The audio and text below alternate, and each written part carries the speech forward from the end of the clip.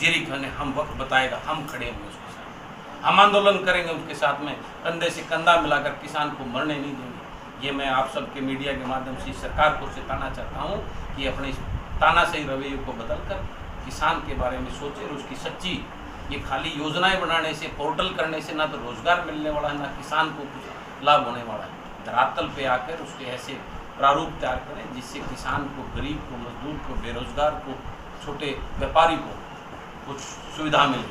तो मैं यही सब कहना चाहता हूँ कि सरकार का ये तानाशाही रवैया इनको बंद करना चाहिए और जो ये मीठी मीठी दूसरे बात करते उसको धरातल पे उतार के अपनी कार्यशैली में बदलाव लाए। पूरे प्रदेश के सभी लोगों को ये निवेदन ही करना चाहता हूँ कि हमें इसकी अपनी जीवन शैली में ये आदत डालनी पड़ेगी। ये कोरोना, क्योंकि जब सारी चीज़ों को हम बंद कब तक रखेंगे, उस व्यवस्था, अर्थव्यवस्था की बात करें या वैसे सामाजिक ढांचे की बात करें तो उसको ज़्यादा दिन बंद करना भी असंभव है। उसको देखते जैसे जैसे ये लॉकडाउन और शुरू हुआ है, इसमें काफ़ी रियायतें आप सबको मालूम है जो दी है सरकार की तरफ से, और इसके बाद में अगले महीने से जो कुछ और रियायतें बढ़ाकर इसको आहिस्ता आहिस्ता रूटीन लाइफ में लोगों को लाना पड़ेगा। लेकिन जो ये सेफ्टी मेजर्स हैं, मास्क है, सैनिटाइजर में, इसको उतारना पड़ेगा। इसको अपनी जीवन शैली में वो इस प्रकार से जीना होगा कि आगे के लिए हम इसका बचाव अपने आप खुद करना होगा। तो इसका इलाज, वैक्सीन वगैरह कोई आई नहीं है। आगे काम करते थे, उनसे उनकी रोजी रोटी चलती थी, अपने परिवार को पालते थे। आज जो है ना 80% लोगों ने घरों में उन लोगों को बंद कर रखा है, जिनसे उनके ऊपर रोजी रोटी का एक भयंकर जो ना संकट में मानता हूँ उसको वो झेल रहे हैं और उनका जीवन बड़ा कठिन गुजर रहा है। देखिए, पानी एक समस्या है आने वाले समय में, इसमें नो डाउट। लेकिन जिस प्रकार से हमारे हरियाणा प्रदेश की सरकार ने जो एक हुक्म सुनाकर, एक फरमान जारी करके किसान को अचानक, किसान तो बेचारा पहले से ही मरा, और जिस प्रकार से ये 19 डार्क जोन घोषित करके इसमें जीरी की फसल के लिए जो 50% कटौती करके जो अपना फरमान सुनाया है, ये निश्चित रूप से बहुत ही दुर्भाग्यपूर्ण है। सरकार को इसके लिए पहले से बहुत प्लानिंग करनी चाहिए थी और किसान को प्रिपेयर करना चाहिए था कि वो उसमें क्या क्या फसल उगा सकता है और उसके लिए उसको सुविधा देनी चाहिए। ये मात्र 7,000 रुपये देने से किसान का, किसी इंसान ने पट्टे पे या किराए पर ज़मीन ले रखी है जिसका आपके यहाँ एरिए में तो 50,000 रुपये है, तो 7,000 रुपये से क्या होना है, तो बेचारा किसान मर जाएगा।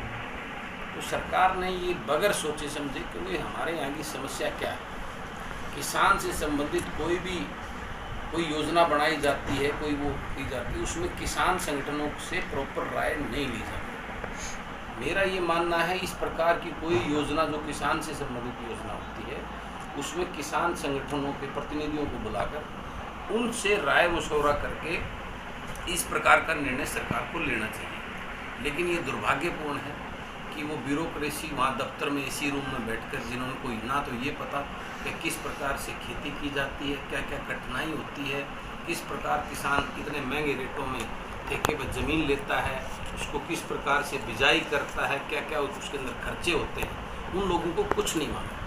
और वो लोग जो है ना किसान के लिए स्कीमें, योजनाएं लागू करते हैं, तो वो की योजनाएं कैसी हैं ये सोचने की बात है। और वो आप लोगों के सामने वे जो ये बात करते हैं हमने पैसा दे दिया, मात्र अभी तक 10% लोगों को भी पैसा नहीं मिला गेहूँ का। मेरे एरिए की मैं बात करूँ, सरसों का पैसा अभी तक बकाया पड़ा है। ये भावांतर भरपाई योजना जो है, ये कितना बड़ा एक मजाक किसान के साथ। मेरे वहाँ एक किसान से बात हुई, वो एक बड़ा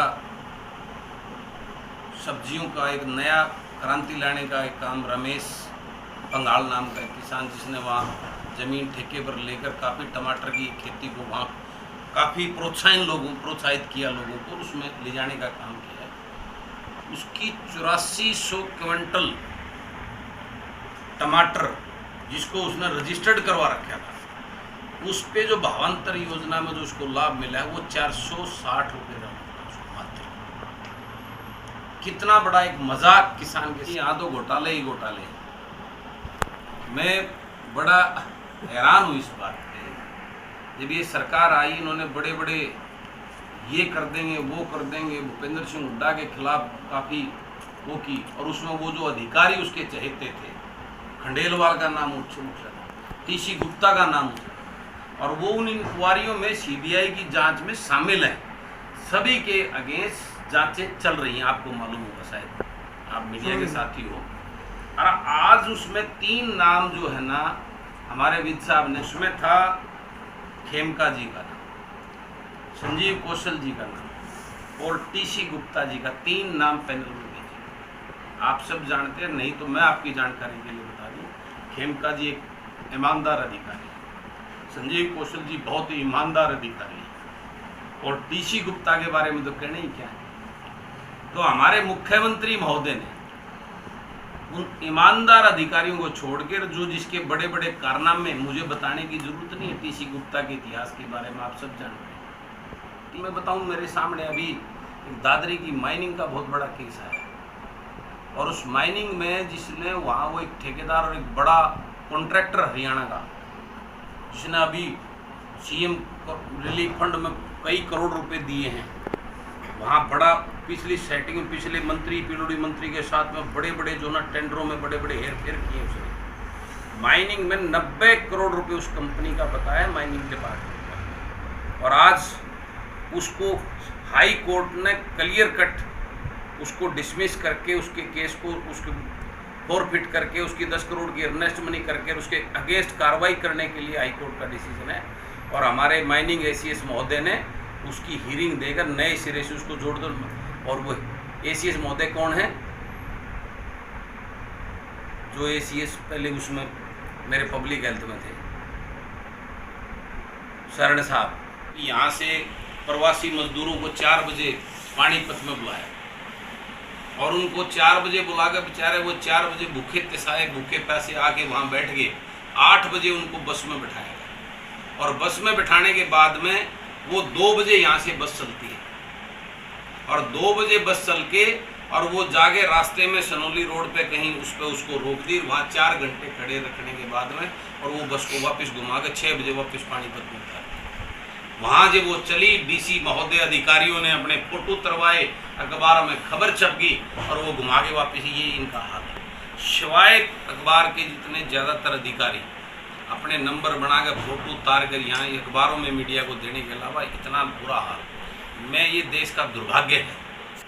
मैं जानना चाहता हूँ आज कितनी फैक्ट्रियाँ काम पे चले उनके बगैर, जिसका निर्माण इस देश के निर्माण में, इस देश की प्रगति में जिसका बहुत बड़ा योगदान है, आज उनके साथ, उस गरीब के साथ किस प्रकार का खिलवाड़ हो रहा है उनको। और ये एक कटु सत्य है जो आप सबके सामने, ये कोई राजनीति बातें नहीं। तो सरकारों को बैठे राज के में बैठे जो मंत्री मुख्यमंत्रियों को शर्म आनी चाहिए कि किस प्रकार एक तरफ वो भाषण दे के बड़े बड़ी बातें ढकोसले करने का काम करते हैं, और यहाँ गरीब के साथ इस प्रकार भावांतर योजना